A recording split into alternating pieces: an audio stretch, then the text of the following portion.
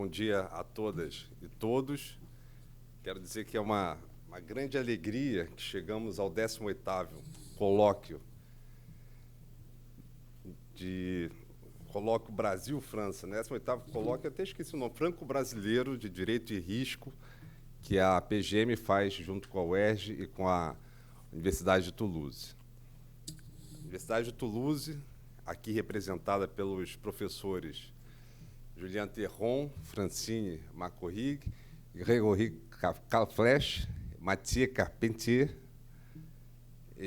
são todos, são os quatro, vocês são de quatro, que já nos acolheram bastante na própria Universidade de Toulouse, que eu coloquei ali a foto, onde fica a Faculdade de Direito. É uma parte da Faculdade de Direito, na verdade, a pós-graduação é lá. Inclusive, o professor, procurador, ex-procurador-geral Marcelo Marques já esteve lá, e eu mesmo, nas minhas pesquisas do doutorado, estive lá. A professora Francine me ajudou muito também no doutoramento. E, com muita alegria, que hoje a gente recebe mais uma vez esses queridos amigos, já praticamente cariocas, que já temos aqui praticamente uma segunda geração de professores, inclusive. Tivemos a primeira geração, que começou, inclusive, com o professor Terron, pai do Julien, que iniciou esse convívio agradável, essa troca de informações, essa troca de experiências, não só acadêmicas, mas experiências práticas, que vocês vão ver hoje aqui, tenho certeza, são olhares sobre não apenas o direito brasileiro, mas o direito francês, mas a aplicação de ambos os direitos. Que a aplicação, sim, a gente pode dizer que é um método mais específico do direito comparado. A gente conseguir compreender o que se faz lá, o que se faz aqui, à luz não apenas da teoria, mas também da aplicação. É um convênio já bastante longo, são 18, enfim, o convênio talvez da UERJ é o mais longo, parece que o Toulouse também é o mais longo. Está entendendo tudo, Juliana? Estou impressionado. Você está falando português, né? E aqui também da PGM. A PGM já está junto com essa, também fazendo parte dessa tríade, creio que uns 14 anos, né? Foi um pouquinho depois, quase desde o começo, né, professor José Gabriel? Professor José Gabriel, professora Carmen Tiburcio, a professora Rosângela Gomes, que ainda não chegou, que são os três que também fervorosamente mantêm a chama acesa desse intercâmbio, que já recebeu não só pessoas, procuradores aqui do município, mas também outros professores que estarão aqui ao longo do dia. Então, é com muita alegria que eu dou início a esse 18º colóquio franco-brasileiro, e dizer que é um orgulho, mas é um grande orgulho para a Procuradoria-Geral do município do Rio de Janeiro fazer parte dessa empreitada, dessa troca acadêmica, que já é praticamente clássica. E quero também só registrar a presença aqui dos meus alunos, queridos alunos da Faculdade de Direito da UERJ, que vieram aqui ter a oportunidade de aprender também um pouquinho da experiência do direito francês. Então, com isso, eu quero passar a palavra, mais uma vez desejando boas-vindas aos nossos amigos, a todos que estão aqui presentes, passar a palavra ao professor Julien Terron, que é professor titular da Universidade de Toulouse-Capitole.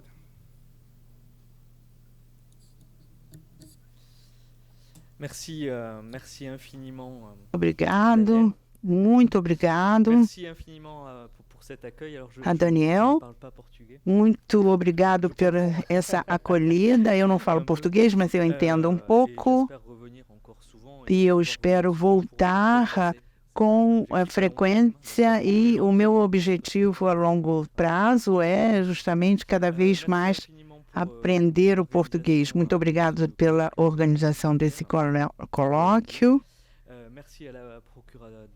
E obrigado à Procuradoria da Toulouse daqui para organizar esse colóquio no meio de uma agenda tão carregada, e nós estamos tão honrados com esse encontro, com esse troca, e nós chamamos de teoria, que faz com que relacionista, e eu acho que no fim de 18 anos, e nós provamos que essa relação realmente existe e que é muito importante para a Universidade de Toulouse. E nós aprendemos muito. E hoje, mais que ontem, nós vamos continuar a colaborar, a cooperar. E eu acho que é muito importante alimentar uns com os outros com a experiência, no caso francês, da experiência brasileira. Eu vou ser resumido, porque o nosso programa está bastante cheio, então eu agradeço mais uma vez ao procurador Boucard e também a Gabriel por também ter organizado tudo isso e também agradecer ao professor Corriot. E eu gostaria que, por favor, transmitisse os meus agradecimentos e também pela organização da jornada de hoje. Começou suspeito, eu vou passar a palavra para o nosso querido subprocurador-geral para dar a abertura oficial do nosso congresso e, de fato, fazer esse registro da organização feita carinhosamente pelo Centro de Estudos. A professora Arícia, ela está de férias, ela já estava com as férias antecipadamente marcadas, mas temos aqui a Vânia, a Ana, a Kátia, que são pessoas que trabalham fervorosamente pelos nossos eventos, e agradecer aqui, naturalmente, o Centro de Estudos. Passar a palavra para o Carlos Raposo. Eu vou ter que me ausentar um pouco, virei aqui assistir algumas palestras, mas por conta da agenda que é muito sobrecarregada, mas eu vou pedir para o subprocurador-geral Carlos Raposo estar aqui presente durante toda a jornada. Obrigado.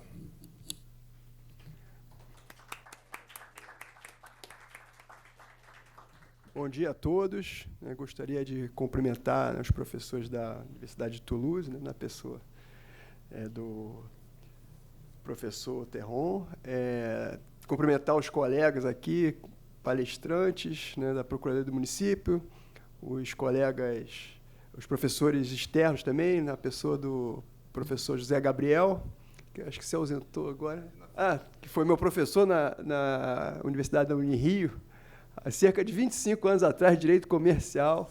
Então... Não fala isso, né? Rapaz, um jovem professor. O tempo passa para todos, né? Enfim, mas uma boa lembrança aí das aulas de Direito Comercial na gloriosa Unirio, né? Eu acho que dar os parabéns ao Centro de Estudos pela organização, né, desse colóquio. Eu acho que é muito oportuno, né, o tema sobre direito e risco, né? Eu acho que tudo na vida, para tomada de decisão, a gente tem que avaliar os riscos, né? Então, acho que nada melhor do que a gente ver como é que o direito trata o risco, seja no direito brasileiro, direito francês. E eu acho que o dia será muito proveitoso. Sei que todos estão ansiosos aí pelas mesas de debate, né? Então, sem mais delongas, declaro que é aberto o 18º Colóquio Franco-Brasileiro. Enfim, vamos às palestras, então. Bom dia.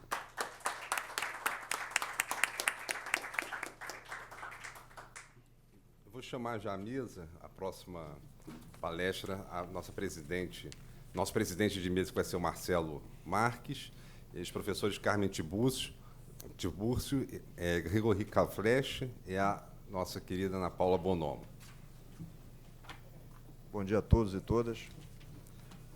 Declaro aberta aqui a nossa primeira mesa, agradecendo aqui a presença de todos, os procuradores, servidores da Procuradoria, nosso agradecimento especial ao nosso professor da Universidade de Toulouse, aqui na pessoa dos professores Julian, Grégory e os demais. Eu gostaria de registrar aqui a minha satisfação de participar de mais uma edição desse colóquio, né? O 18º, como foi dito aí pelo professor Julian e pelo nosso procurador-geral, doutor Daniel Boucard. Eu participei, acho que de uns 4 ou 5, a memória já começa a falar, né? Até pela passagem do tempo. E até por circunstâncias da vida, né? Eu quase fui fazer o doutorado lá na Universidade de Toulouse, não é? Mas o meu francês estava um pouco enferrujado, eu acabei optando por fazer o doutorado na Universidade de Coimbra. Eu gostaria de registrar aqui que não foi uma fuga, viu, do professor Gregorri, que ele era um candidato forte a ser o meu orientador da tese de doutorado.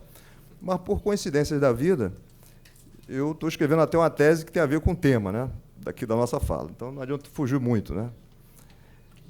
Que é o tema da questão dos contratos administrativos, do risco e que se envolve nisso, né? Eu tenho escrevido lá uma tese sobre as consequências da inexecução do contrato administrativo, né, na administração pública. Aqui na Procuradoria do Município, os procuradores aqui presentes, estagiários, residentes, sabem que nós temos um acervo razoavelmente forte, que decorre exatamente do risco da inexecução dos contratos administrativos, né, que muitas vezes geram precatórios, condenações do município.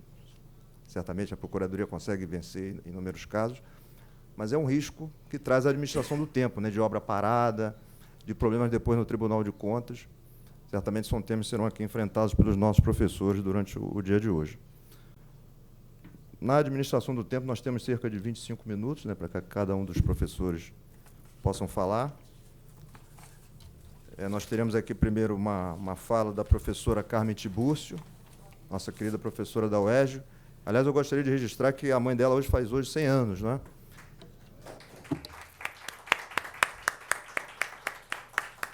E, por motivos justos, ela vai precisar se ausentar depois da fala dela, né? Então, parabéns aí. Como é o nome da sua mãe? Miriam. Miriam Tibúrcio? Não é Tibúrcio, é do meu marido. Miriam Lemos. Parabéns a Miriam, vida longa, né? Meu pai está com 89 anos, minha mãe está com 83, Deus queira que eles cheguem também. É o sonho de qualquer filho que o pai e a mãe cheguem na casa dos 100 anos. Mas, por coincidência, a Carmen já estava aqui a primeira a falar, né? Então ela vai falar e vai se ausentar. Vai tratar do tema do sistema do direito internacional privado brasileiro, de determinação da lei aplicável, previsibilidade ou risco, né? Esse é o tema que será explorado por ela. Depois virá o nosso professor Grégory Kauflesch, que falará sobre o risco, elemento central dos contratos públicos na França. E, por último, a nossa querida subprocuradora-geral, doutora Ana Paula Bonomo, que falará sobre direito administrativo do medo, gestão do risco e contratos administrativos. Bom, então eu passo agora a palavra à professora Carmen Tibúrcio, mais uma vez agradecendo a presença de todos e tendo todos um bom evento. Bom dia. Antes, eu gostaria de manifestar a minha enorme satisfação por participar desse colóquio que já está na sua 18ª versão, e eu tentei me lembrar de quantas eu já participei. Eu sei que não foram todas, mas quase todas. Como o doutor Marcelo mencionou, infelizmente, eu vou falar e ter que me retirar, mas eu não poderia deixar de participar desse colóquio. O tema que eu selecionei, quando soube desse grande tema do evento, a ideia do risco, a primeira coisa que me veio à mente foi o sistema do direito internacional privado na determinação da lei aplicável. E esse é o tema que eu vou interagir com vocês, e a minha pergunta é se esse sistema de determinação da lei aplicável é um sistema previsível ou se esse sistema apresenta risco.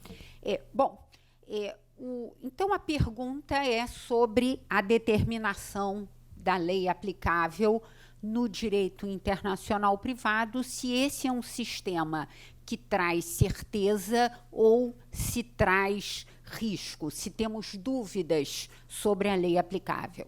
Como sabem, esse é o principal objeto da nossa disciplina. Havendo elementos estrangeiros na relação jurídica, qual é a lei aplicável? Essa dúvida não surge nas relações puramente domésticas, porque nas relações que só têm elementos conectados ao ordenamento brasileiro, naturalmente a lei aplicável seria a lei brasileira. Mas, havendo elementos estrangeiros, surge a dúvida qual é a lei aplicável, e esse é o principal objeto de estudo da nossa disciplina. Alguns chamam esse objeto de estudo conflito de leis, mas não há propriamente um conflito de leis, porque sabemos que jamais há um conflito entre o direito francês e o direito brasileiro. Ambos vigem ao mesmo tempo e a regra de conexão, que são essencialmente normas internas que indicam a lei aplicável, essas regras de conexão é que vão determinar, caso a caso, qual será a lei aplicável ao caso concreto. Normalmente, essas regras de conexão são internas, mas a gente vai falar mais à frente. Também temos regras de conexão de fonte internacional. Então, muito rapidamente, para começarmos, quais são as regras de conexão de fonte interna no direito brasileiro? Essas regras de conexão estão previstas na Lei de Introdução às Normas do Direito Brasileiro. Em matéria de estatuto pessoal, a partir de 42, antes tínhamos um sistema parecido com o sistema francês, que adotava a regra de conexão da nacionalidade. Atualmente, em matéria de estatuto pessoal, a regra de conexão é do domicílio, em função do artigo 7º da Lei de Introdução. Em matéria de bens, qual é a lei aplicável aos bens, móveis ou imóveis? É a lei da sua situação. Em matéria de casamento, é a lei da sua celebração. Validade do casamento, a nossa regra de conexão é uma regra de conexão unilateral, porque só trata do casamento no Brasil, mas a doutrina e jurisprudência bilateralizaram essa regra e extraíram do 7º parágrafo 1º uma regra bilateral que o casamento, a validade do casamento é regida pela lei do lugar da sua celebração. Em matéria de contratos, é a lei do lugar onde o contrato é celebrado, havendo no direito brasileiro uma dúvida sobre a possibilidade de as partes escolherem a lei aplicável diversa da lei do lugar da celebração. Hoje, a doutrina majoritária e jurisprudência dos tribunais superiores já se posicionam favoravelmente a essa possibilidade de escolha, mas isso sempre foi uma dúvida aqui entre nós a partir de 42. E em matéria de obrigação extracontratual, a lei aplicável é a lei do lugar em que o fato ocorreu, também prevista no artigo 9º da Lei de Introdução. E sucessões? Qual é a lei aplicável às sucessões? Quem são os herdeiros? Tem legítima? Qual o montante da legítima? A lei aplicável, conforme o artigo 10, é a lei do último domicílio do decuius, havendo uma previsão na Lei de Introdução e também na Constituição para favorecer a família brasileira. Então, havendo família brasileira, aplica-se a lei mais favorável a essa família brasileira, seja a lei brasileira, seja a lei do último domicílio do decuius. Em matéria de pessoas jurídicas, a lei aplicável é a lei do lugar em que a pessoa jurídica foi constituída. E, finalmente, a forma extrínseca dos atos. Qual é a regra de conexão? É a lei do lugar em que o ato foi realizado. Havendo forma essencial, isso é o que o artigo 9º, parágrafo 1º determina, e sendo a obrigação a ser executada no Brasil, aplica-se a lei brasileira. Bom, essas são, muito rapidamente, as nossas regras de conexão que determinam a lei aplicável. Seria muito fácil, e aí a nossa conclusão é que haveria certeza nessa determinação se parássemos aqui. Mas vocês vão ver, não é bem assim. Agora começa a dúvida, começa a complexidade nessa determinação da lei aplicável.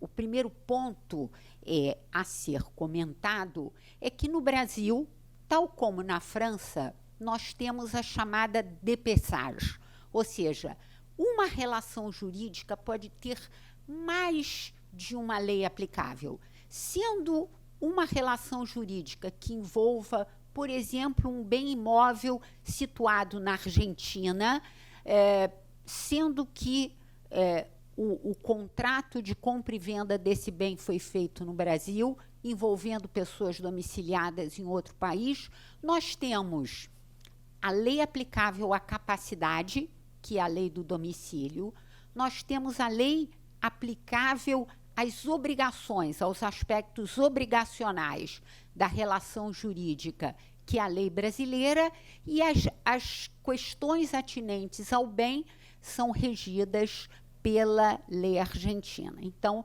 aí já começamos a trazer um pouco de complexidade para esse processo da lei aplicável. Uma observação preliminar, principalmente para os alunos que estão aqui assistindo, é quando falamos no artigo 9º da Lei de Introdução, no artigo 7º, nós estamos nos referindo à lei aplicável. Esses dispositivos não se referem à jurisdição. Quem julga essas questões no Brasil são regidas essencialmente pelo CPC. Então, os artigos 21, 22 e 23 do CPC. Então, é muito importante que vocês não façam essa confusão, porque aqui estamos tratando somente da questão da lei aplicável, o que significa dizer que partimos do pressuposto que a questão está sendo julgada pelo judiciário brasileiro. Então, sendo a questão julgada pelo judiciário brasileiro, o judiciário brasileiro aplica as nossas regras de conexão, que são essas que acabamos de mencionar. E, além das regras que acabamos de mencionar, que são previstas na Lei de Introdução, temos também regras de conexão previstas em tratados em vigor no Brasil. O Brasil é parte de algumas convenções que trazem regras de conexão. Por exemplo, o Brasil é parte de algumas convenções da Conferência da Haia sobre adoção, sequestro de crianças, que adotam a regra de conexão da residência habitual. O Brasil também é parte de outras convenções no âmbito da OEA, convenções no âmbito do Mercosul e, principalmente, que não vai ser um tema que poderemos tratar aqui, o Brasil é parte da CISG, da Convenção sobre Venda Internacional de Mercadorias, que traz regras materiais sobre o assunto. Uma outra observação preliminar diz respeito à estrutura da regra de conexão, que é outro ponto que pode gerar alguma dúvida e algum risco. Um pouco menos no Brasil, um pouco mais em outros países que adotam o sistema das regras de conexão flexíveis. No Brasil, a maior parte das nossas regras de conexão, as nossas regras são rígidas. Como vocês viram, qual é a lei aplicável aos contratos? É a lei do lugar em que o contrato foi celebrado. Qual é a lei aplicável ao casamento? É a lei do lugar em que o casamento foi celebrado. Isso é o que nós vimos das nossas regras de conexão. Mas, com relação, por exemplo, a acidente rodoviário, o Brasil é parte de uma convenção no âmbito do Mercosul que adota o chamado princípio da proximidade, a aplicação da lei mais adequada àquela relação jurídica, que é até o sistema que foi adotado na Europa na Convenção de Roma sobre obrigações contratuais, a aplicação da lei mais adequada. Aí nós temos menos certeza, mais imprevisibilidade, porque isso vai ser determinado caso a caso pelo julgador. E aí, a imprevisibilidade fica maior na determinação da lei aplicável, porque, além das regras de conexão, nós temos que recorrer aos princípios da disciplina. E esses princípios, eles podem afastar total ou parcialmente a lei designada como aplicável pela regra de conexão. Os americanos até chamam esses princípios que podem afastar total ou parcialmente as regras de conexão de escape devices, né? São válvulas de escape para o afastamento total ou parcial da lei designada como aplicável. E que princípios são esses? Na França também vocês adotam o mesmo sistema. Começamos pela qualificação. Então, esse é o primeiro princípio. A qualificação não é exclusiva do direito internacional privado. O direito civil qualifica uma determinada situação. Eu vou qualificar essa situação como matéria obrigacional ou matéria atinente ao direito real. Da mesma forma, o direito processual também qualifica uma ação fundada em direito real ou direito obrigacional, as regras são diferentes. Então, nós, no internacional privado, também qualificamos. E a qualificação no direito internacional privado é muito complicada. Por quê? Porque vimos que as regras de conexão, elas tratam de grandes categorias. Obrigação extracontratual é a lei do lugar em que o fato ocorreu. Estatuto pessoal é a lei do domicílio. Forma dos atos é a lei do lugar em que o ato se realizou. Então, antes de chegar à regra de conexão, eu preciso qualificar. Essa determinada situação é uma situação que deve ser qualificada como forma, e aí a regra de conexão é uma. Ou a situação ela deve ser qualificada, por exemplo, como capacidade. Um exemplo é o testamento conjuntivo, que é vedado no direito brasileiro. E se esse testamento é feito no exterior, nós temos uma dúvida. Esse testamento conjuntivo vedado no nosso código pode ser admitido no Brasil? Então, nós temos que qualificar. Se for uma mera questão de forma, não há problema, porque a regra de conexão a forma, é a lei do lugar do ato. Mas, se isso tiver ligação, por exemplo, com a capacidade, o testador domiciliado no Brasil não pode celebrar um testamento conjuntivo, aí a situação já muda, não é mais a lei do lugar do ato. Então, a qualificação no direito internacional privado é importantíssima e antecede o recurso às regras de conexão. E qualificamos com base na Lex Fori. Se a questão está sendo decidida pelo judiciário brasileiro, a qualificação será em conformidade com a lei brasileira. A fraude à lei é outro princípio do direito internacional privado que, à primeira vista, qual é a situação? Tudo está correto.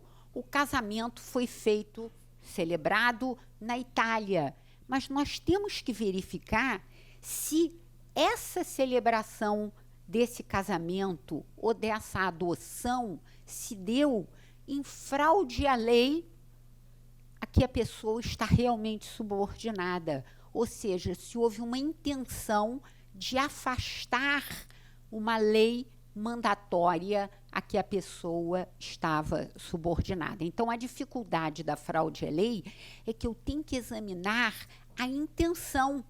Só verificando a intenção, se foi uma intenção de fugir à lei a que a pessoa efetivamente estava subordinada, é que eu concluo que houve fraude à lei, e tendo havido fraude à lei, eu não reconheço o ato praticado no exterior, ainda que à primeira vista esteja tudo certo. Reenvio. As regras de conexão são diferentes. No Brasil, como eu mencionei rapidamente, nós adotamos a regra de conexão para estatuto pessoal do domicílio. Na França, para nacionalidade. Então, como as regras de conexão não são uniformes, cada país adota as suas regras de conexão, nós podemos ter uma situação que leva ao reenvio. Por exemplo, um brasileiro domiciliado na França. Para o Brasil, o juiz brasileiro vai aplicar a lei do domicílio, a lei francesa. Mas aí surge a dúvida: que lei francesa? A lei material ou também as regras de conexão francesas? Isso é aceitar o reenvio. Para nossa sorte, diversamente do que acontece na França, aqui no Brasil, nós não aceitamos o reenvio. Então, sempre que a nossa regra de conexão determina a aplicação da lei francesa, da lei norte-americana, eu vou diretamente ao direito material daquele país, ignorando as regras de conexão. Questão prévia. A questão prévia surge geralmente no contexto sucessório.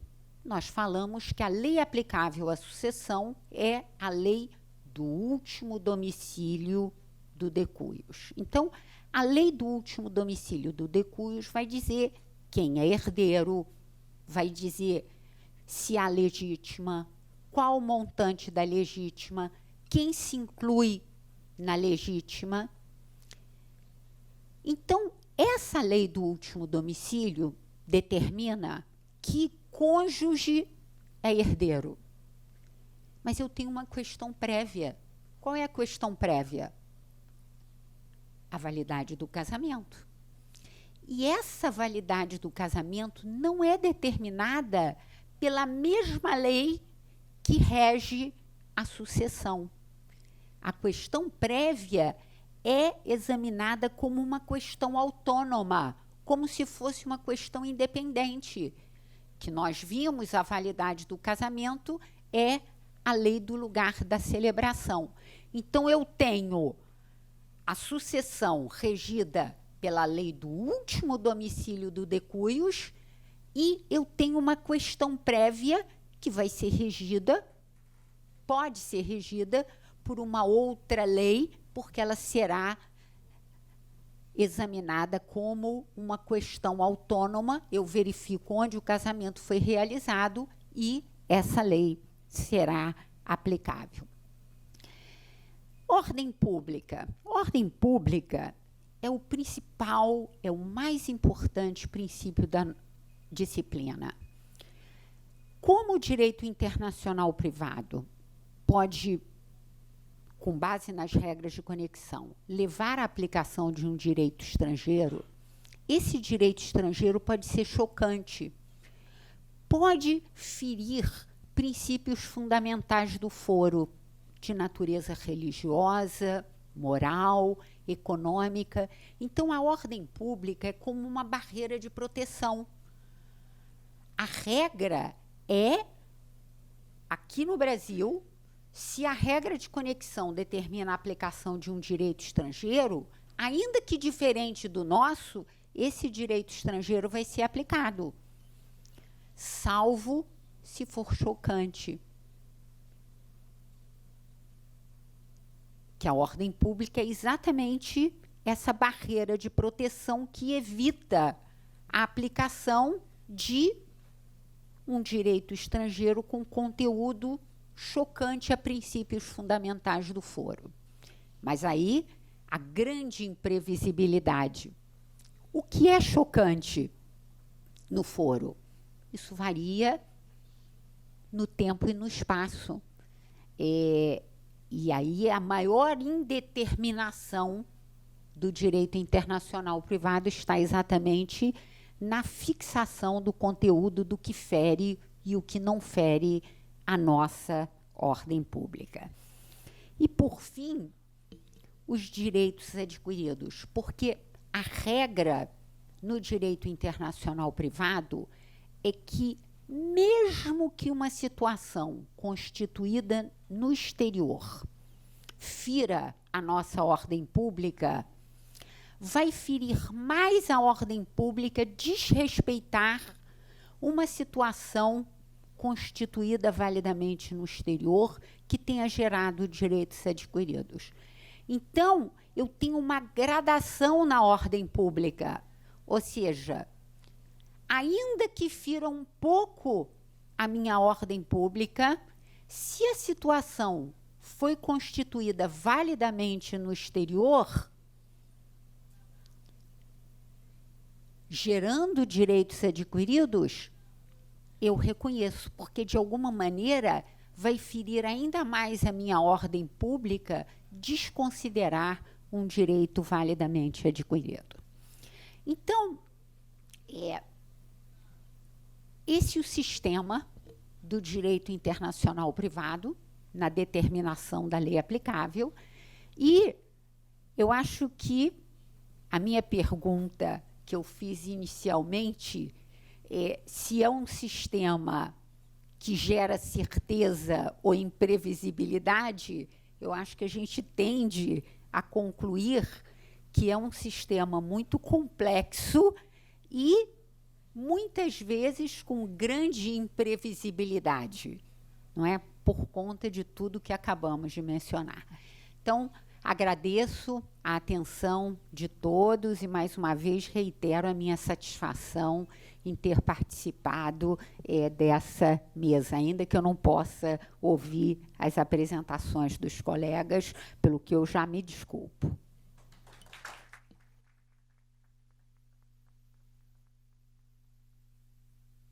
Uma vez aí parabenizando a mãe da professora Carmen Tiburcio pelo seu centenário. Passo desde já a palavra para o professor Grégory Calflesch. A palavra, professor. Eu não falo português, portanto, eu só começo com algumas palavras em português, mas é só isso. É uma honra participar nessa mesa com a Carmen, que foi embora, e com o Marcelo. E eu compartilho esse assunto para ver como há uma diferença, uma proximidade do direito com o Brasil e a França. As categorias contratuais são muito numerosas no Brasil e na França. É o que acontece com o direito privado e também no direito público. Nós temos várias categorias no direito contratual. Nós temos várias diferenças, os contratos com os quais as pessoas compram bens e serviços. Nós temos leis do 1º de abril de 2021, que entrou em vigor em 2022, e nós temos também um direito que é totalmente novo, que é o Código da Commande Publique, que a partir que veio substituir o direito brasileiro da commande publique. É muito moderno Mas, e Ana Paula vai dizer que é verdadeiro ou não, que foi inspirado pelas diretrizes brasileiras e que chegou a nos muito próximo ao direito, os dois são muito próximos. E o brasileiro foi inspirado na versão portuguesa que por sua vez era próximo das diretrizes europeias. O direito brasileiro tem bases comuns com o europeu na sua criação, direito da comunidade. Isso facilita o comércio, e isso permite comparar o interesse das evoluções dos dois países, dos grupos dos países europeus. Eu sei que o direito de Moçambique, por exemplo, que se inspirou do direito brasileiro, então do direito dos mercados públicos, e tem a ver também com o comércio mundial, e fazer, por exemplo, que não tem a ver com common law, com o direito de common law, e no vocabulário jurídico, que é uma obra de referência na França, nós temos uma definição de risco. O que é o risco? É um evento quanto à realização, a data da sua realização. Nós temos que ter algo que cause dano. O segundo elemento é que esse elemento seja aleatório, incerto. É um acaso, digamos assim. Esse acaso leva a quê? Ou seja, ele tem que acontecer ou não. Esse risco vai acontecer ou não. E a data também. Nós podemos ter certeza que o risco vai acontecer, mas não sabemos quando. E também sobre suas consequências. Elas serão importantes ou não? Será que quando o risco acontecer, as consequências vão ser terríveis ou não? Então, o risco seria um dano criado pelo acaso? O risco, eu acho que podemos afirmar, é um elemento essencial de todos os contratos e é um elemento de todos os contratos públicos. Nós temos vários elementos de exemplos, por exemplo, de obras públicas, por exemplo. Será que o custo, o risco será enorme? E de mercados públicos, por exemplo, o custo pode ser enorme, muito mais do que a gente previu. Haverá atrasos, por exemplo. A maior parte de mercados de obras haverá atrasos quando se faz mercados públicos. No caso de serviços, prestação de serviços, haverá também atrasos com serviços que não estarão em conformidade com aquilo que a gente quis. Ou seja, nos mercados públicos, no mercado das encomendas públicas, haverá sempre o acaso. Pode-se dizer que o contrato é feito em grande parte para controlar e administrar esse risco. Eu queria abordar, como está indicado no plano, por grandes abordagens e grandes...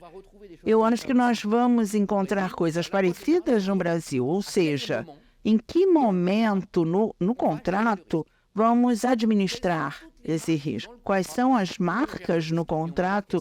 Como gerir o risco? Na segunda parte, eu gostaria então de abordar o risco na França como sendo o critério que vai diferenciar os vários contratos, as categorias de contratos. Primeiro, financiamento, Mas através desse financiamento é pelo risco que vamos fazer os vários contratos por concessões, as PPPs, as parcerias públicos-privadas. É mais o risco que é pelo financiamento que vai ser feita a diferença. As várias modalidades, por exemplo, do risco no contrato, ou o risco administrado pelo contrato, ou o risco no contrato.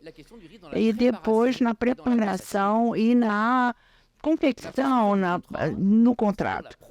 Ou seja, a chamada de preços, por exemplo, como se diz, corresponde a um momento que a gente esquece que estamos administrando o risco, ou seja, a passação do contrato é um momento de gestão de risco. E há um forte risco no momento que estamos criando esse risco. No direito brasileiro, impõe uma matriz de risco. Essa matriz de risco, como eu olhei o direito brasileiro, é muito interessante porque ela não é imposta na França. Ela é imposta somente para os contratos de parceria, as parcerias PPP. E aqui nós temos uma matriz de risco, onde o PPP, no caso de informática, 2 milhões de euros, mas na maioria das obras, 6 milhões de euros. Ou seja, abaixo disso não há matriz de risco. Isso só vale para um contrato. E vocês estão muito além de nós, porque vocês estão, no caso da matriz de contratos. Quais são os riscos da passação? Que vai ser o risco da ilegalidade. É uma passação ilegal. Por que isso é um problema? Isso é mais caro em dias homem, né? A parte do mercado, todo o trabalho, né? O custo dos salários, é muito dinheiro perdido. Outra coisa é o atraso. Por exemplo, queremos o imóvel que seja pronto 1 ano ou 6 meses e só fica pronto em 1 ano e meio. Tem todo esse problema. Nós temos, então, um problema de risco aí. E temos que também tomar muito cuidado na análise das ofertas, né? Das ofertas que correspondem a um risco jurídico e também o acompanhamento dos procedimentos e também que apresentam risco jurídico. E nós temos que acompanhar o procedimento, o processo, né? Seguir as etapas e seguir a lei e os princípios, porque se isso não for feito, nós vamos passar por um grande risco de atraso. E nós temos também o risco penal, o risco criminal. Eu imagino que aqui tenha o mesmo problema criminal penal no Brasil. Isso tem a ver com as pessoas públicas. Haverá um delito, o delito do favoritismo na França.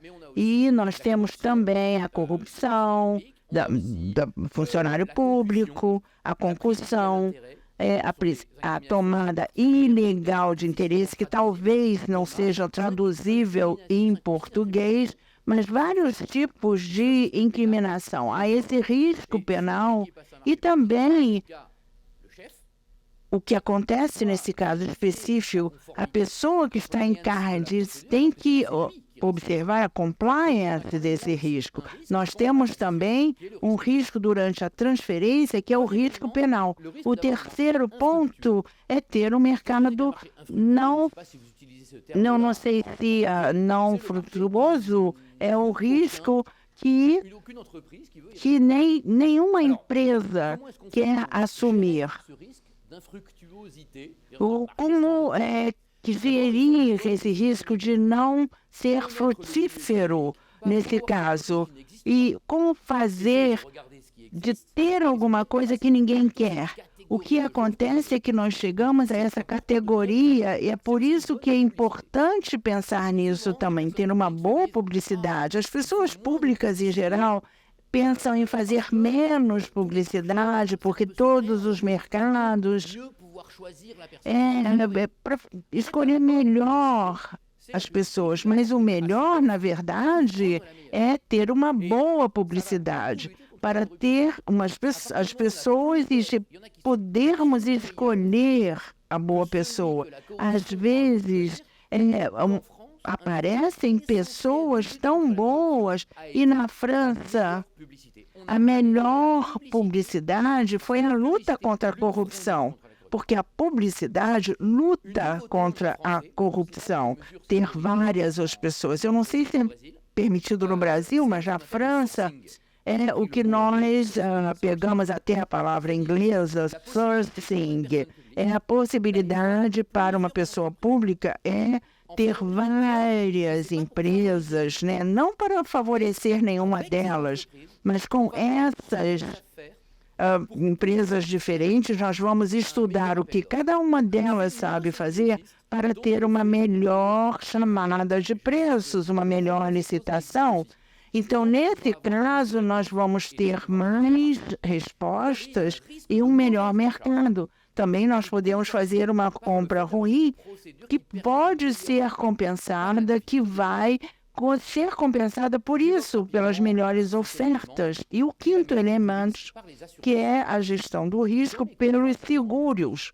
No contrato da compra pública, nós vamos impor um seguro ao contratante. Então, nesse caso, limitando o risco, mas pelo uso de um elemento fora do contrato, que é o seguro. Eu não estou falando de um direito especial da encomenda pública, da compra pública, mas nós podemos ter esse aspecto de seguro. A falta de pagamento é terrível. Quanto maior o risco, maior vai ser o pagamento do seguro. É melhor pegar um seguro que é mais caro ou não pegar seguro nenhum e arriscar. Quando se fala, por exemplo, da execução do contrato, isso se torna cada vez mais importante. É isso que tem maior risco. Então, vamos direto ao que importa. Temos o risco da administração, o risco administrativo. Nós temos que ter, então, levar em consideração da administração do estaleiro público, como vai se administrar aquilo, o canteiro de obras. Não, então nós temos a palavra que não é de prever encontros regulares, e quando surgir um problema, nós temos que nos reencontrar, né, para antes de encontrar, antes de usar o direito. E também vamos administrar o fim do canteiro de obras, ou seja, ver todos os problemas, e na França é muito organizado. A fim de um contrato na França é muito organizado. E nesse caso, nós resolvemos todos os problemas graves, né? Ou seja, o canteiro de obras vai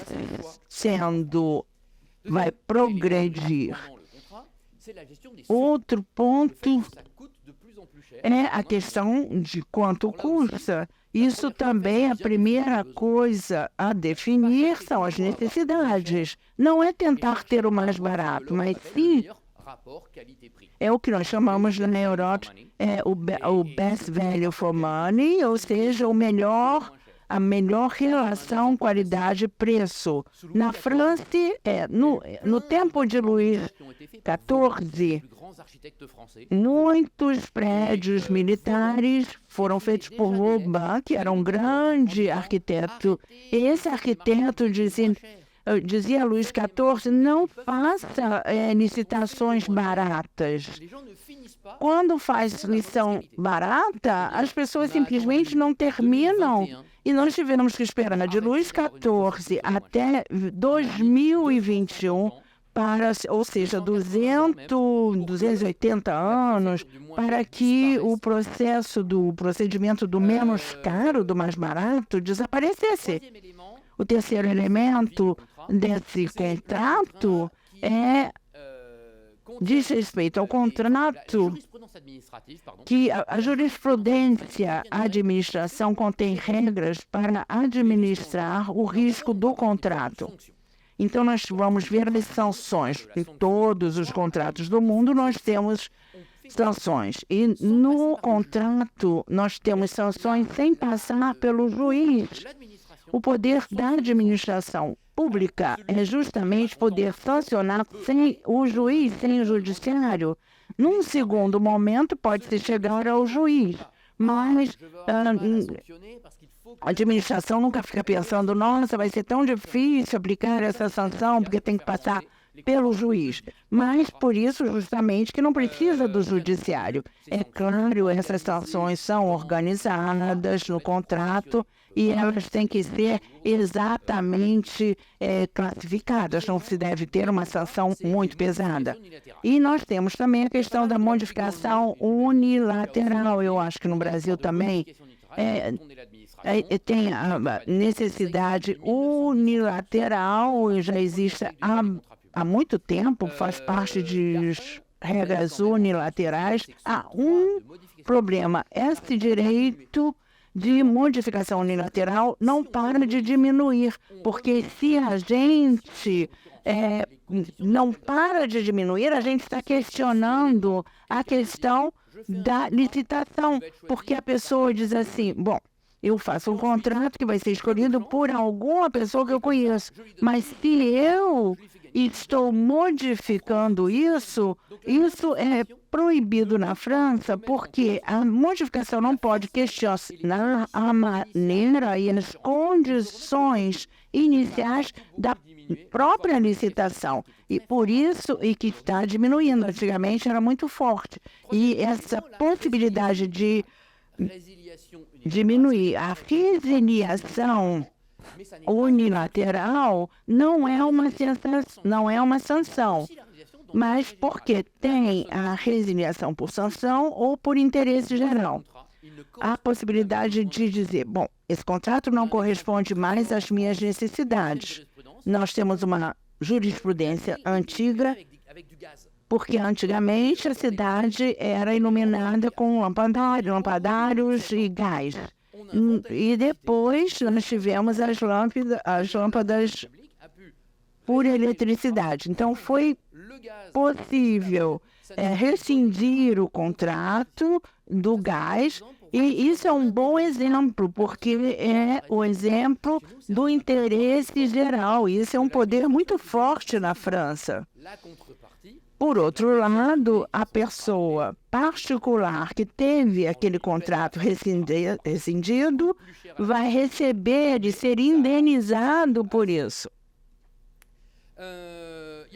Há também algo que contou muito é a imprevisão, a imprevisibilidade, o risco, o acaso, ou seja, há um edital de 1916, no caso da Covid, e 2016 temos a Covid e a guerra da Ucrânia.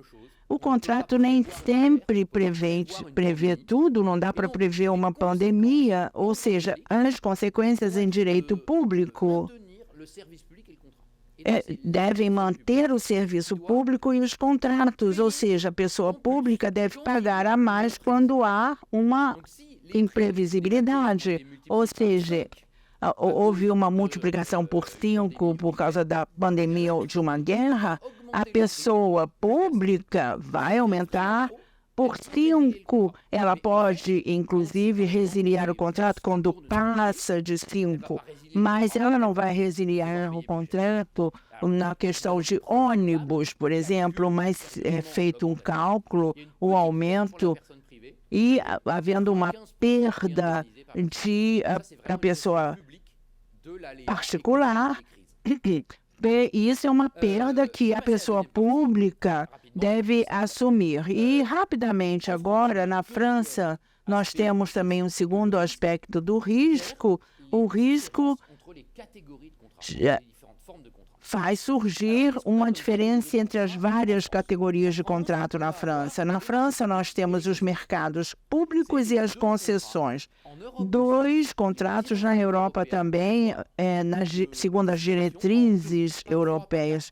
Nós temos 2 diretrizes, os mercados públicos e as concessões. Só que nos mercados públicos nós temos subcategorias, mercados públicos simples, comprar folhas, páginas, né, papel, cadeiras, comprar prédios, e também os mercados de parcerias que correspondem ao PPP, que nós temos as parcerias público-privadas. Mas o que corresponde aos PPPs incluem também as concessões. Então, esses PPPs têm um aluguel pago pela pessoa pública, é o usuário que paga nesse caso. E por que o risco faz essa diferença?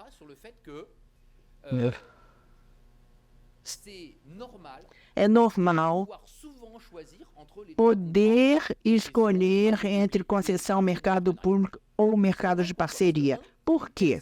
As pessoas que fazem um contrato são os poderes adjudicadores. Então, esses poderes são as pessoas públicas ou parapúblicas, pessoas privadas que usam dinheiro público, e aí nós temos a diferença entre o direito brasileiro e o francês. Então, isso é escolhido. E esses contratos compram a mesma coisa, prestação de serviços, ou seja, na verdade, esses contratos cobrem tudo. Nós temos necessariamente fazer uma escolha. Por exemplo, a circulação de ônibus, ou seja, pode-se fazer uma concessão de ônibus, não tem dificuldade nenhuma. A única diferença nesse caso, não há concessão nesse caso.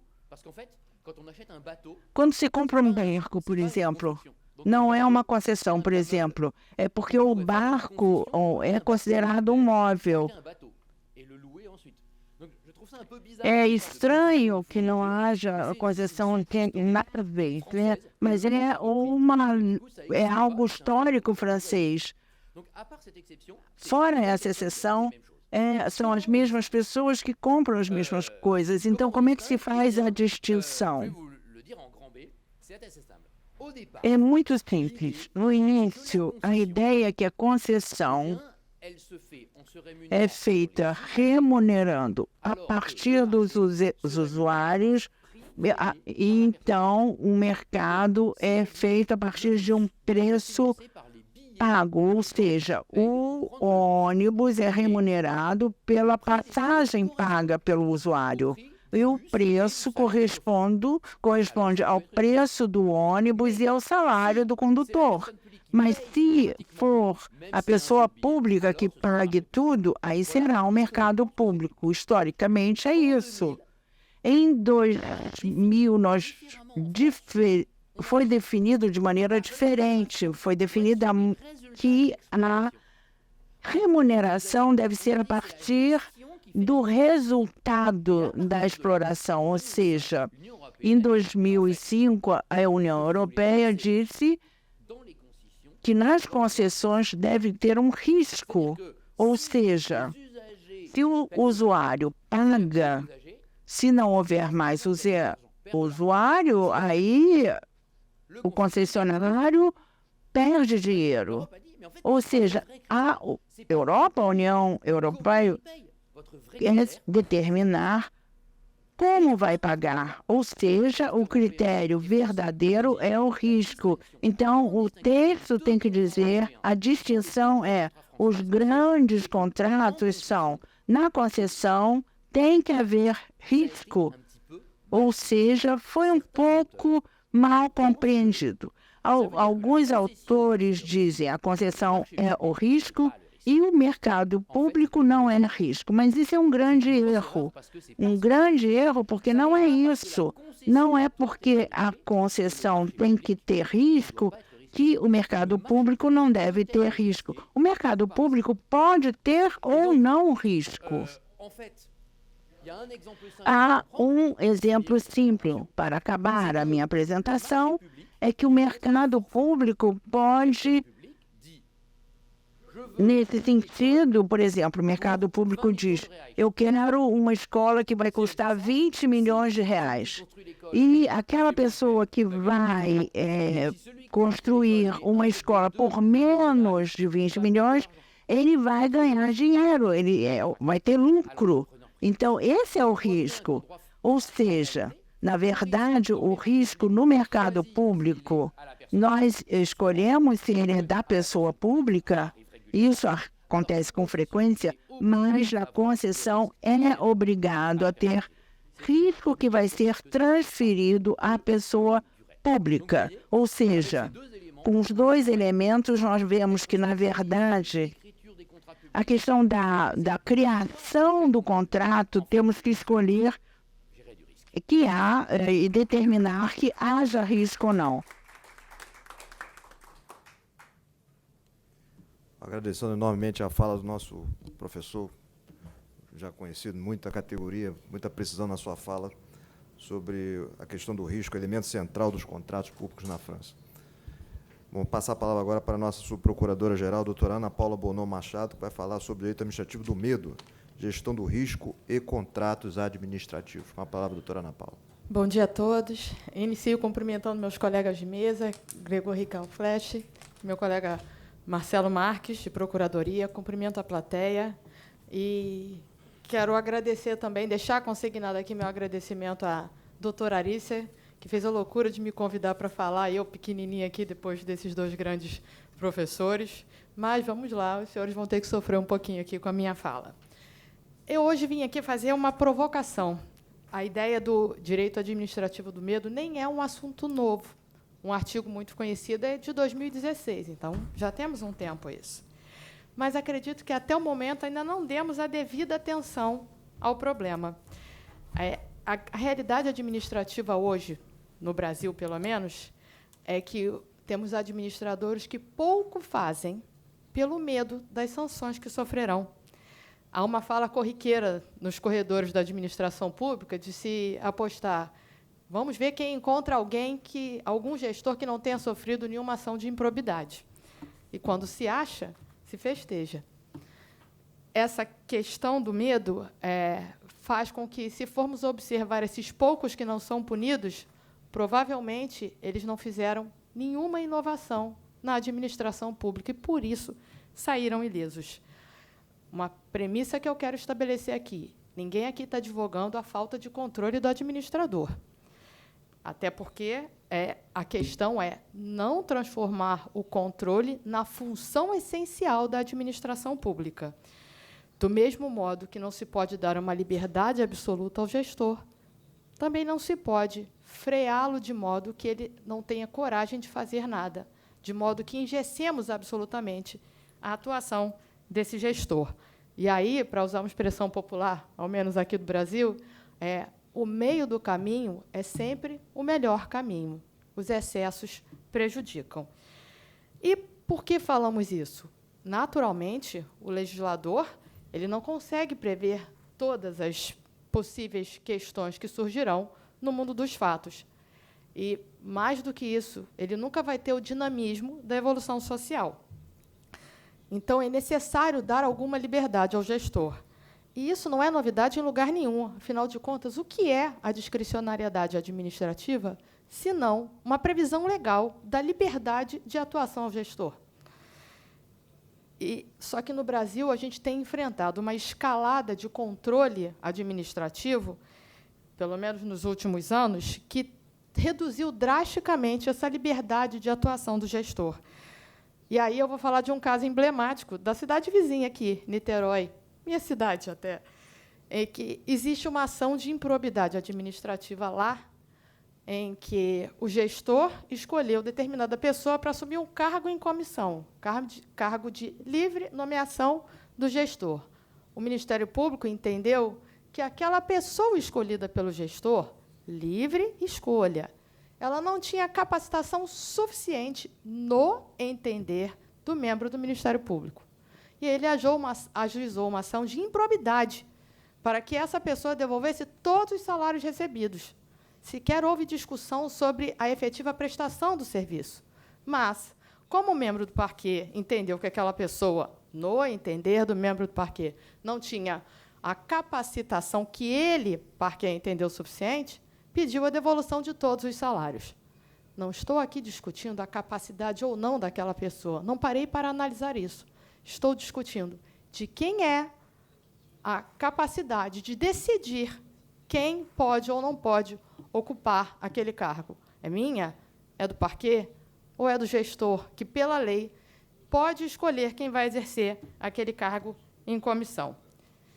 Então, e volto a falar, não estou pregando ausência de controle. Estou querendo saber qual é o limite desse controle. Por quê? Porque, em qualquer ciência, e também no direito administrativo, o que leva à evolução é a criatividade, é a inovação. Se fizermos sempre tudo igual, não evoluiremos nunca. E é essa liberdade que dá ao gestor a capacidade de inovar, de criar. E aí a gente vai falar de novo aqui como essa inovação, essa falta da liberdade que levaria à inovação compromete a eficiência. Aí vamos falar agora de um exemplo caseiro, né, aqui no quintal de nossa casa. 2013, preparativos para a Copa do Mundo, obras pela cidade inteira. Copa não, Olimpíadas, perdão. E uma das medidas que se buscava aqui era a derrubada da perimetral. Na época, o Ministério Público achou um pecado derrubar a perimetral. E aí eu vou fazer uma curiosidade aqui. Hoje, olhando para trás, como alguém pode achar que derrubar a perimetral era algo ruim? Mas, naquele momento, o Ministério Público achou um pecado mortal. Né? 10 anos hoje, exatamente, há 10 anos atrás. E aí, o mais curioso, vamos fazer exatamente o que os órgãos de controle têm feito aqui. Olham pelo retrovisor e julgam hoje, depois da obra pronta, se ela deu certo ou não. Se tiver tido um mínimo prejuízo, vamos punir. E aí, então, vamos fazer o mesmo com eles? Vamos olhar para trás e falar como puderam dizer que derrubar a perimetral era ruim? Mas aí, em juízo, porque a questão foi judicializada, a Olimpíada não podia ser adiada, então o problema tinha que ser resolvido, e, para resolver o problema, fez-se um acordo.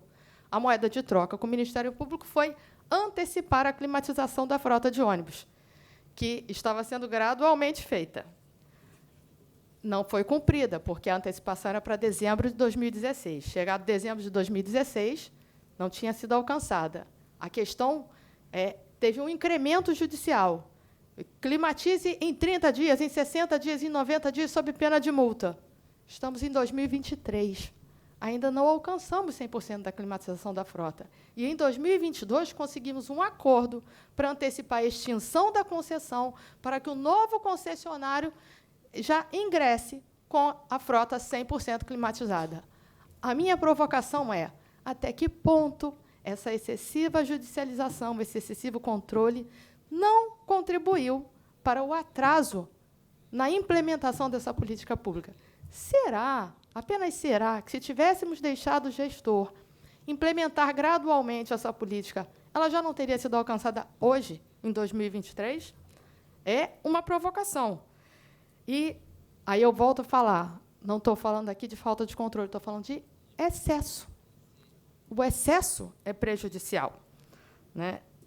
Quando a gente vai buscar a doutrina que fala sobre o assunto, 2 casos são comumente comentados sobre como o excesso prejudica a eficiência, e sobre vários aspectos.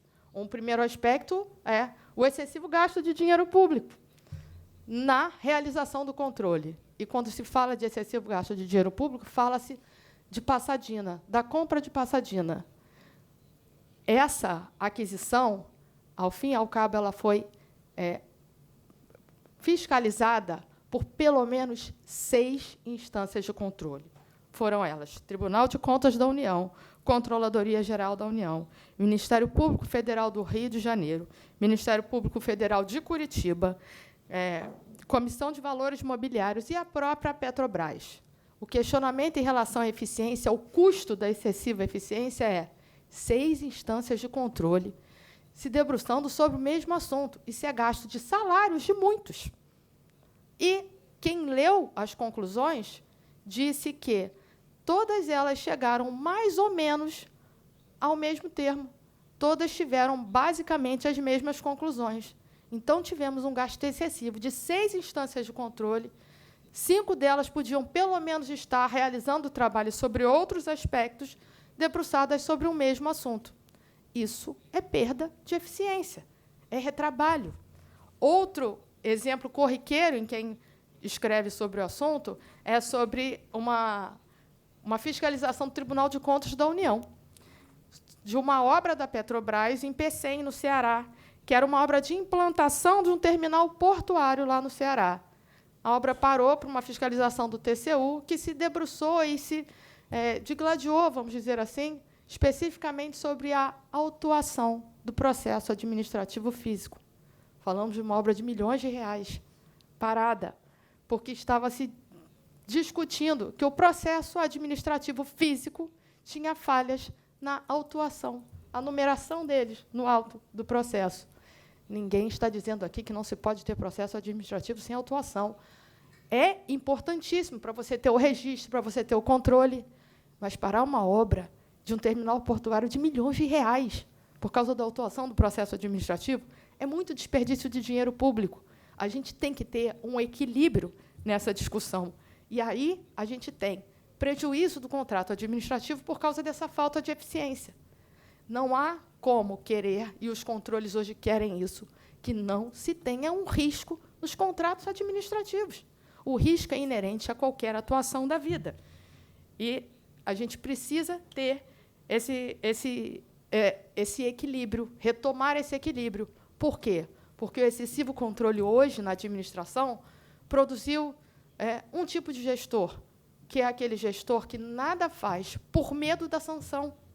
Ele só produz ato administrativo vinculado. Porque o vinculado é aquele cara crachá. Está na lei, ele pratica. E, por ele nunca será penalizado, nunca será réu em ação de improbidade. Mas aí eu volto a falar, o que a gente perde com isso? A inovação, o crescimento. Não há evolução sem risco. A gente precisa assumir um grau de risco. E a gente precisa, na hora do controle, se colocar na posição do gestor, não como engenheiro de obra pronta, que olha para trás e fala, errou aqui, vamos punir. Se colocar no lugar, era previsível isso? Não era. Era previsível algum risco? Ele tomou alguma medida para tentar minorar esse risco? Sim, não. A avaliação tem que ser como se você estivesse no momento da tomada de decisão. Né? Só que esse gestor ele fica paralisado com medo do risco e deixa de assumir qualquer risco. E aí um caso, aí voltando aqui para da Puma, o Marcelo hoje está na Puma, um caso emblemático do que produz esse gestor engessado é que tivemos, no mesmo momento, ajuizado por 2 promotores diferentes, 2 ações discutindo a mesma encosta. O primeiro promotor, a Puma, perdão, Procuradoria de Urbanismo e Meio Ambiente, é o nosso setor aqui, que trata das questões ambientais e urbanísticas. Então, as 2 ações ajuizadas contra o município do Rio, uma delas pedia a recuperação daquela encosta, porque lá existiam habitações irregulares. O outro promotor, com uma diferença de 1 semana, ajuizou uma ação pedindo a regularização daquelas habitações naquela mesma encosta, com a consolidação, consequentemente, daquele dano ambiental. Óbvio que conseguimos a extinção das 2, mostrando a contradição. Então, mostramos na primeira o que o segundo pedia e, na segunda, o que o primeiro pedia. Mas, veja, que gestor vai decidir fazer qualquer coisa, seja consolidar o dano ambiental para regularizar aquelas habitações, seja remover aquelas pessoas e dar-lhes habitação em outro lugar para recuperar o dano ambiental, se quaisquer uma das decisões levará ele a ser réu numa ação de improbidade, porque o que discorda da sua conduta ajuizará contra ele uma ação de improbidade, seja porque ele deixou consolidar o dano, seja porque ele violou direito fundamental do cidadão que morava, ainda que irregularmente, que o dever dele, então, seria consolidar o dano, mas prover a habitação àquelas pessoas. O gestor perdeu o poder de decidir. E, sem uma capacidade decisória, com a inércia, o problema só tende a se agravar. Então, a grande provocação aqui é qual é o limite do controle. Aí eu vou até contar aqui para os senhores que vêm lá da França que a nossa última moda aqui, em termos de controle, é contingenciamento de orçamento. Sabemos que o orçamento é quase que é um exercício de adivinhação, porque a nossa lei orçamentária aqui, ela prevê, ela tenta adivinhar, num ano, o que vamos arrecadar no ano seguinte. Se é um exercício de adivinhação, a margem de erro é enorme. Então, a lei orçamentária, e essa margem de erro sempre pode ser para mais ou para menos. O que a lei orçamentária faz? Ela estabelece um mínimo essencial, que ela sabe, olha, pelo menos esse mínimo eu vou arrecadar. Ela dá uma margem para menos, em que ela fala assim, olha, espero arrecadar X, mas se eu não arrecadar, esse grupo aqui é o que eu vou poder contingenciar, e aí contingenciamento é o que você retira, né, do pagamento, você deixa de praticar, e ela ainda também prevê uma margem ótima. Imagine que acabou a crise econômica, arrecadamos imensamente, sobrou dinheiro no orçamento. Então, ela também prevê um cenário ótimo, ainda que improvável, porque, se esse cenário ótimo se concretizar, ele vai poder utilizar aqueles valores arrecadados. É óbvio que esse último grupo, do cenário ótimo, é o primeiro que, no início do ano, é contingenciado, porque é muito improvável que ele vá existir. Então, se contingencia, aqueles valores só num cenário maravilhoso serão utilizados. E a moda agora é Ministério Público ajuizar a ação aqui para impedir qualquer contingenciamento na área da saúde, porque a saúde é essencial. Ninguém discute que a saúde seja essencial. Isso é evidente. Mas como vamos impedir todo e qualquer contingenciamento e obrigar a gastar um dinheiro que não foi arrecadado? Esse valor não existe nas contas públicas. Na hora que se obriga a administração a não contingenciar nada da saúde, você gera um caos administrativo. E o caos administrativo é a causa primeira da ineficiência. E aí me diriam assim, Ana Paula, mas para você inovar na administração, você precisa fundamentar sempre. A gente precisa fundamentar sempre tudo. Ainda que o ato vinculado seja mais fácil, porque é cara a crachá, a fundamentação é inerente à atuação do gestor público. E, então, não há dúvida a respeito disso. E, quando a gente vai inovar, e aí a função dos procuradores, se busca o procurador e fala assim, me diga se é viável essa inovação que eu pretendo.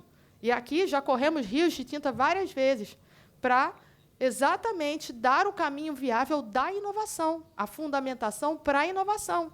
E aí um exemplo do Rio de Janeiro, lá da década de 90, foi a linha amarela. Muito antes de existir a lei de concessão administrativa, fizemos aqui com a já desfalecida Lei 8666, a concessão da linha amarela. Sem querer entrar aqui em todos os problemas atuais dessa concessão, lá, quando não existia a lei de concessão administrativa, pela lei de compras administrativa, fizemos o que já tinha todas as bases do que viria a ser a lei de concessão administrativa para conceder a linha amarela. E isso é ruim? Isso foi ruim? Não. Algum tempo depois, a lei veio com essas premissas. Então, essa inovação é o que faz, é o caminho para a evolução.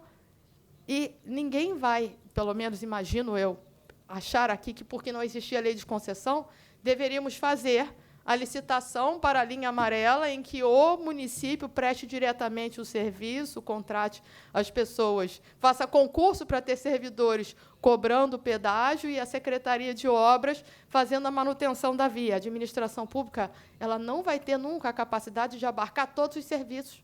A concessão é mecanismo de eficiência. Então, a provocação é, não podemos nós, profissionais de direito, procuradores, promotores, juízes, querer controlar tudo e sempre dizer não para qualquer inovação. Porque acontece aqui na Procuradoria, vem um gestor com um programa, a gente olha o programa e fala, meu Deus, isso está horroroso. Você vai fazer o quê? Não? Não, você vai chamar o gestor e falar para ele, me diga o que você quer fazer, que eu tento um caminho viável, um caminho jurídico legítimo. Esse é o papel dos juristas, porque não somos experts em tudo, só entendemos de direito. Precisamos dos técnicos para nos ajudar e precisamos permitir a inovação. Até porque, e aí vem a última provocação, o excesso de controle ele não compromete só a eficiência, mas ele pode ajudar também os corruptos. E vimos isso aqui no Brasil recentemente. O excesso de controle ajuda o corrupto a praticar a corrupção com a proteção de liminares, que ele provoca e ilude promotores, e, através delas, ele também segue se corrompendo exatamente com as dificuldades do excesso de controle.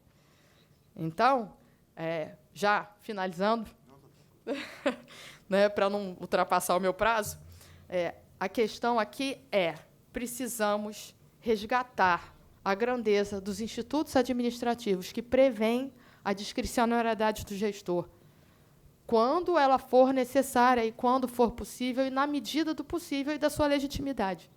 Precisamos aqui resgatar, aqui há não muito tempo foi declarada morta e enterrada, que é a supremacia do interesse público. E aí a provocação que ficaria para uma outra palestra, precisamos transformar a supremacia do interesse público na fênix do direito administrativo. Tivemos aqui um livro declarando a morte da supremacia do interesse público no direito brasileiro. Por isso a provocação.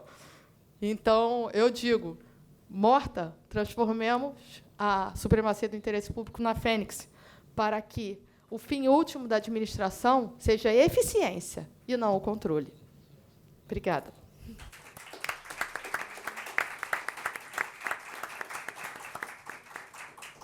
Agradecendo aqui a fala da nossa querida subprocuradora-geral, doutora Ana Paula, que é de Niterói, não é? Assim como nosso outro subprocurador, doutor Carlos Raposo.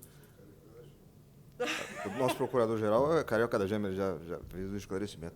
Mas desculpe o abuso da sugestão, mas eu sugeri que, diante dos serviços que já foram prestados pela dupla à cidade do Rio de Janeiro, mesmo ele sendo niteroense, possa ser deflagrado pela Câmara de Vereadores a concessão de um título benemérito cidadão carioca, né? Tanto para a doutora Ana Paula, quanto para o doutor Carlos Raposo. Só antes de... Eu já consultei, como eu sou um homem que tem juízo, né? Eu sempre sigo o que as mulheres falam, né? Eu consultei ela que se nós íamos fazer ou não um intervalo, ela achou por bem proceder logo ao desfazimento da mesa e à convocação da próxima. Eu só vou introduzir aqui, se vocês me permitem, um elemento adicional aí para a reflexão, que é a questão da consensualidade na questão dos contratos da administração pública, né? Que institutos novos vêm sendo introduzidos justamente para enfrentar, de alguma forma, essa questão do risco, da imprevisibilidade, como os dispute board, que são as comissões de técnicos, né, de ambas as partes, do governo e do contratado, para enfrentar ali, no dia a dia, os conflitos vão surgindo e serem resolvidos imediatamente, sem que deixar que aquele conflito se avolume e chegue um dia ao judiciário, aos órgãos de controle, ou seja, o problema surge e é resolvido logo no limiar daquela relação conflitante. Sem falar da arbitragem, né, que o mundo empresarial já identificou com mais brevidade, né, como, na atividade econômica, enfrentar bem um risco, tirando o elemento da incógnita do juiz, que muitas vezes não entende daquela atividade econômica, e numa decisão de boa-fé pode até levar à própria inviabilidade do negócio, né, o empresário entendeu isso rapidamente e passou a adotar nos grandes contratos empresariais a arbitragem.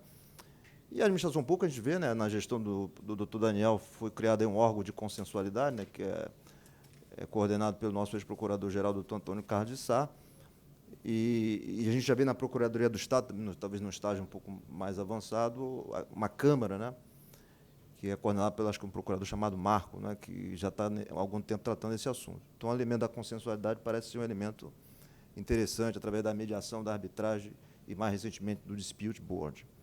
Eu vou já convocar aqui, por orientação da nossa chefe em exercício aqui na mesa, a doutora Ana Paula Bonomo, a nossa nova mesa, que vai ser presidida pelo procurador Dr. Frederick Burrows, e teremos a fala das professoras Francine, Macorri, nosso querido professor Rafael Oliveira e o professor José Gabriel. Obrigado a todos aí, Pedro.